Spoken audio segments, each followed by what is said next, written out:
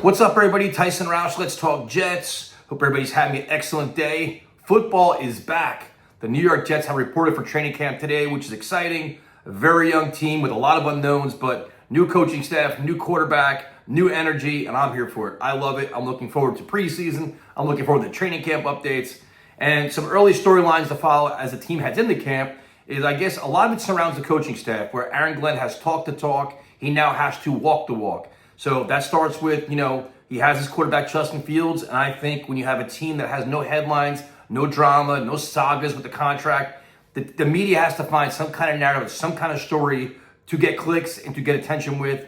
And you figure right now, a lot of them are carrying a preconceived notion that Justin Fields stares down his receivers. He holds on to the ball too long. He's very inconsistent. So if that happens early on in camp, how does Aaron Glenn silence any kind of chaos, and they don't create any kind of, Fields versus Tyrod Taylor kind of quarterback controversy? The next thing is attention to detail. Aaron Glenn talked about fundamentals, again, back to basics, and holding players accountable. And again, it's all good in words, but you want to see more of that now that pads are going to be coming on soon, in a week or so. So how does he hold players accountable, especially the high-priced guys?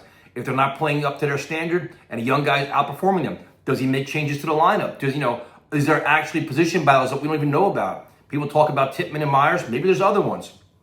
So to me, it's like handling the media, handling the whole quarterback situation, the accountability, and then it's just his attention to detail in terms of being well-rounded head coach, where, Saleh talked about that for a long period of time, but the early reports about Aaron Glenn is he actually does that. He was involved in the offensive huddles. He was involved in the special teams huddles. Is he going to be full hands-on with this team and have his blueprints all over the organization? I kind of have a feeling he will, but this is all things that we want to see happen, right? Other than that, man, it's just you want to see what the depth's going to be at defensive end, where Jermaine Johnson's coming off a serious injury. He's on the PUP. He should be ready for week 1, but who's behind him? You're one Will McDonald injury away from being like, who are our pass rushers? You look at wide receiver. What guy's going to step there too after Garrett Wilson? You have your journeyman guys, Josh Reynolds and Alan Lazard, but you have the young guys that are unproven, Aaron Smith and Malachi Corley.